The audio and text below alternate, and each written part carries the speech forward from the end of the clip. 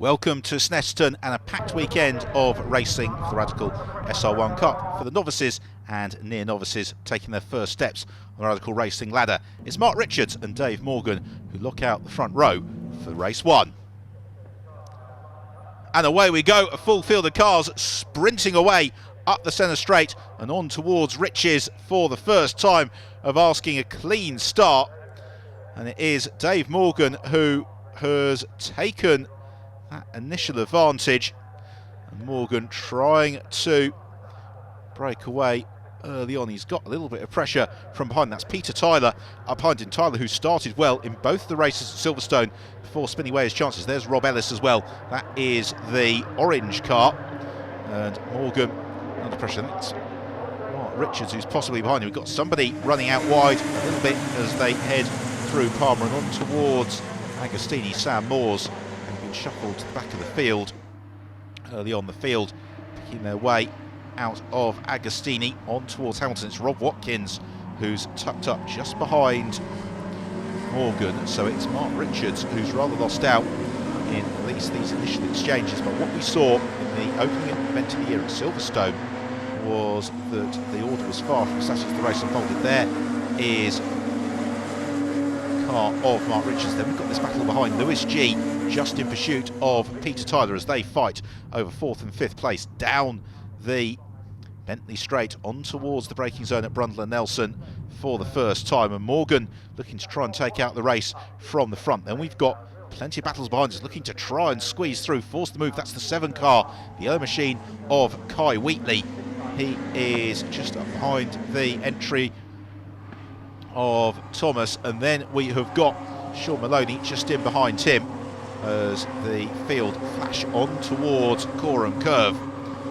Front though, Morgan and Watkins potentially working in tandem to try and ease away. That's really what they're going to look to do if they possibly can. As the pair of them head over the crown in the road and continue on towards Riches. That leading trio just beginning to ease away, including Mark Richards in 3rd position. Then we've got the gap back to Peter Tyler and Lewis G. That's opened up to a couple of seconds as Richards, after that slightly shaky start to the race, now just getting his head down, driving a little bit more consistently, getting into his rhythm and closing up on the leading duo.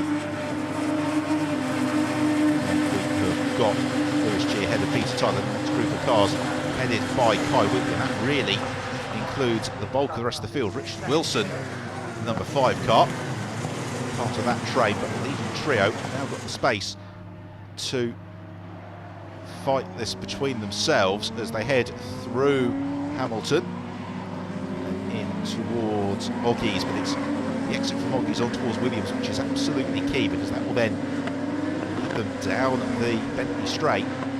It's the opportunity that they will get to really stretch their legs.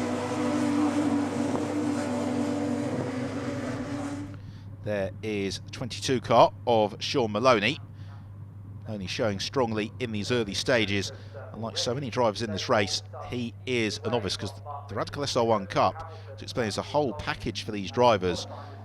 They get the car as well to keep at the end of the season, and it's predominantly geared towards drivers who want to start a career in motorsport.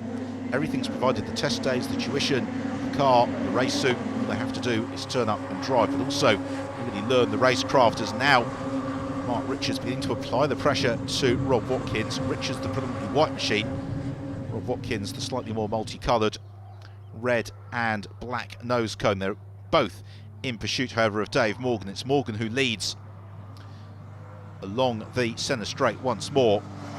Although the Snetterton circuit is predominantly quite flat, there is that climb up the centre straight. They then head out of Riches into heavy braking zone with Montreal hairpin already. You can see that Richards is beginning to just try and search and probe ways to find an advantage over Rob Watkins. Watkins, though, sticking to the racing line, making it as difficult as possible for Richards. But as the pair of them battle, you can see it's already giving the advantage to Dave Morgan, allowing Morgan just to open up a little bit of space. As now the move is forced by Richards. He pushes Rob Watkins out wide, Agostini, and up into second place then for Mark Richards. That move was a few moments in the making, but now it's been converted. What can Mark Richards do about chasing down Dave Morgan? Also, will Rob Watkins be able to stay with them? Still in the early stages of this one, as we head down the Bentley Straight on towards Brundtland Nelson. The only two corners here at Snetterton unaltered by the redesign and reprofiling of the 2011 season. The same argument as well for the corner that follows, which is the bomb hole. And yeah, Rob Watkins in third, just beginning to slip back from Richards. Richards is head down, charging into Coram Curve in pursuit of race leader Dave Morgan. Rob Watkins doesn't need to concern himself with too much. It's the battle between Peter Tyler and Lewis G. Behind him is some way adrift. And the battle between Tyler and G as well is also for Fangio class honours, which is for the drivers who are in the second flush of youth as they decide to embark on a motorsport career in the Radical SR1 Cup. So plenty of tussles to be found throughout the pack. Now, what about this gap between first and second? It is coming down, and it is becoming a two-header as well, because Rob Watkins isn't really able to live at that pace. Next along is Peter Tyler. He's found a way then past Lewis G, and he's beginning to pull clear of G as well. Still plenty of fights to be found through the field. So there is Tyler. Then we have got Lewis G. It's Kai Wheatley just behind them. Wheatley, the yellow car, whereas Lewis G is the gold machine.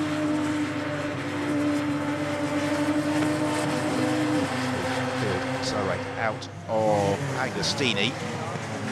Still towards reaching the top 10. The pack still really quite closely matched, as after Tyler made that good start, then slipped behind Lewis G. Now Lewis struggling to come back towards Peter Tyler. At the same time, Kai Wheatley not quite able to stay with him, so the gap that was very close between the pair of them. The start lap has just opened up a little bit through this technical section, as turning into Brundtland Nelson, the race leaders. Mark Richards definitely closing up onto Dave Morgan's tail. Rob Watkins a solid third, the same emphatically for Lewis G in fourth. We've got somebody who has gone off on the way out of Williams. You can see the clouds of dust in the background. Not sure who it is. The rest of the field continuing through the bomb hole on towards Coram Curve. Coram substantially tightened in 2011. And it means that the second half of the corner is really all about setting yourself up for this little flick at Murray's, where the exit is all important, because that allows the drivers to carry the pace along the centre straight and through the conclusion of another lap. So the field hurtle onwards, the race still being led, as it has been throughout, by Dave Morgan. Although Mark Richards is trying to close up onto his tail. Here is Richard Wilson, and Wilson may possibly have been our miscreant. He has slipped a little bit towards the rear of the field. There is the third place car, Rob Watkins. Watkins, who was staying with Dave Morgan so strongly early on, now just a couple of seconds adrift of that leading battle. You can really see how that's unfolding on the track. That shot through Agostini as Dave Morgan, not under particular pressure from Richards. Richards has closed up onto his tail. He's not yet poised to threaten as they head around Williams to the Bentley Straight. Now, we had that car having a moment last time around. All seems clear. Oh, and a bit of a spin and a crunch. Oh dear, and that's a big hit. I think that's possibly Paul Pierce, who has gone into the Armco barrier just on the exit of Palmer. The car coming to a pretty abrupt halt opposite Tyrrell's Cafe, but I think more pertinently on the track. Now, that might lead to a little bit of an interruption to proceedings here. And indeed there is, so the race is halted, and that's a great shame, but safety absolutely comes first. Now, they were on to lap 6 of the race at the time at which the red flag came out. So the grid for the restart was taken by the finishing positions at the end of lap 5. So it's Morgan and Richards on the front row. Lights out, and for the second time around, away we go. Got one car left stranded on the grid. Couldn't quite catch who that was as the field accelerate their way into Riches once more.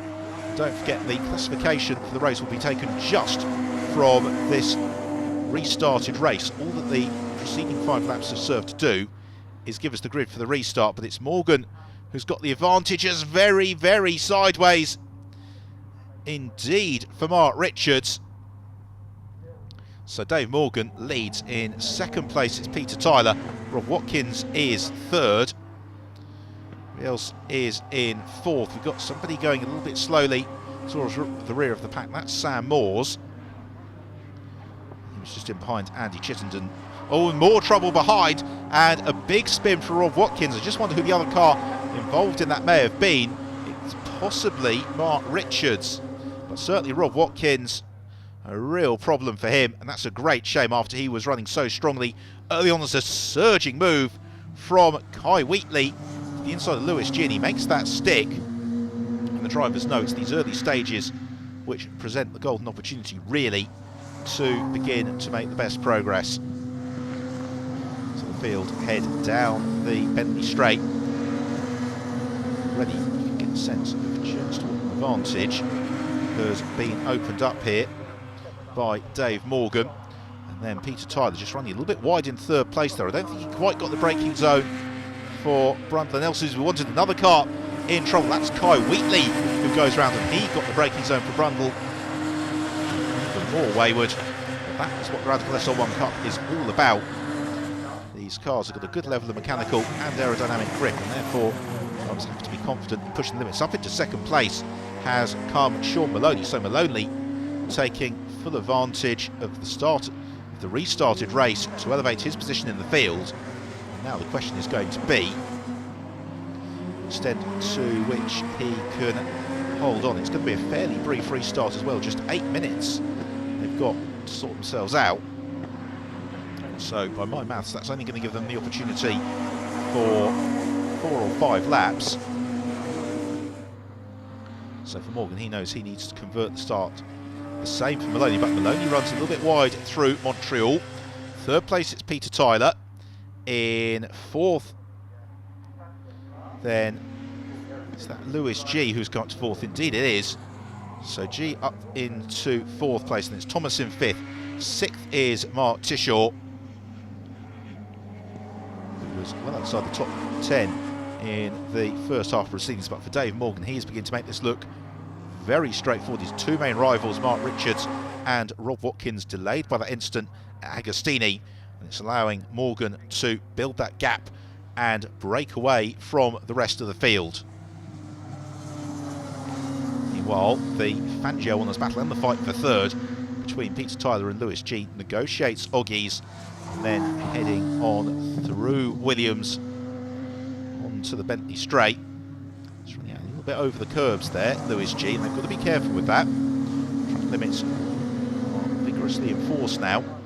UK circuit. Sean Maloney, though, in second place, under no particular pressure from Peter Tyler. He will be pleased with the way that is coming together for him. As in fourth, Lewis G, likewise not able to particularly pressurise Tyler. Tyler just hoping that he can have a race without any drama here and notch up a trip to the podium. Then we've got Thomas and Tishaw next along. They've got Andy Chittenden, or no, it's Rob Ellis, isn't it, just behind them in the orange car. So Rob Ellis, another driver who has taken full advantage of the misfortune of others. And we're getting towards the closing stages of the race. We may well be into the last lap this time around. Fight for second to be resolved. The battle for the lead has never really happened once the race got back underway. But now Peter Tyler asking all the right questions of Sean Maloney, and in fact looking to line up the challenge as they head into Palmer. No way through though. And Lewis G can just sit and wait and watch to see if the others tangle themselves up. But Agostini's nearly quite close enough to challenge this time around. No, they're not, but again, the gap from second to third, and then third to fourth, appreciably closer than it was last time around. Likewise, we have got closing on turns with each other as well. So Maloney doing exactly what he needs to do here. Just sticking to the racing line, making Peter Tyler do the hard work. And because to all intents and purposes these Radical SR1s are essentially identical, it really does mean that overtaking opportunities have to be hard fought and hard earned. Here is Kai Wheatley. He's up behind Richard Wilson by my reckoning, as battle for second exits Nelson now.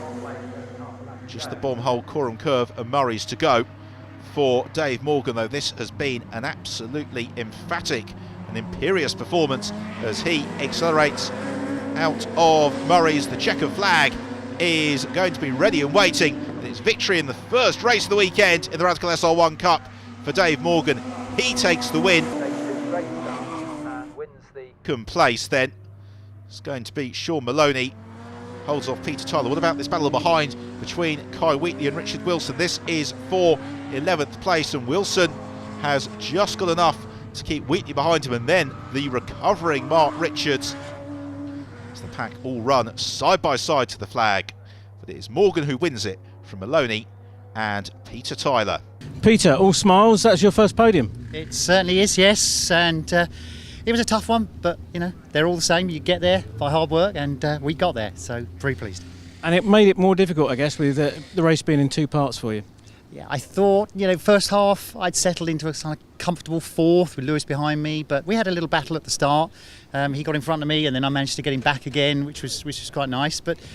And then the red flag, and you think, oh no, what's going to happen now? So yeah, it was good, but two lightning starts. You know, one thing that I can seem to do is hook it up at the start. So I think I came away behind the leader in both races in second. You know, quickly got overhauled a couple of times, but I was there. Fantastic win. Talk us through the race.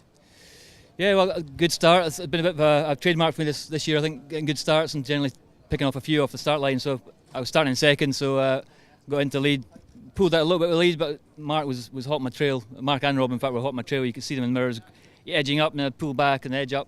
I built a little bit of a cushion, but again, Mark was coming at me hard at the just before the red flag came out. Flag came, I was panicking a little bit, thinking that's all the cushion gone, particularly with Rob not far behind. But again, did the same off the restart, and there's a bit of carnage, I think, behind by the look of things. I saw a few cars spinning off, and yeah, I'm relatively comfortable from the restart. I kept pushing. I had the back of mind, maybe a fastest lap for an extra point would be quite good. So I was still pushing, which I was in two minds, thinking this is a bit risky, but you know, the points are points. I don't think I quite got it, but yeah, very happy with the win. It was reasonably comfortable in the end, which is great. Fantastic. And same again in the second race? That's certainly the plan, yeah. I'm not sure where I'm starting the second race, but I'm hoping one or two. And yeah, hopefully a good start again, and I'll with any luck a bit more of a gap. I won't have to panic quite so much with my mirrors, but that's the plan, certainly, yeah. Brilliant. Congratulations.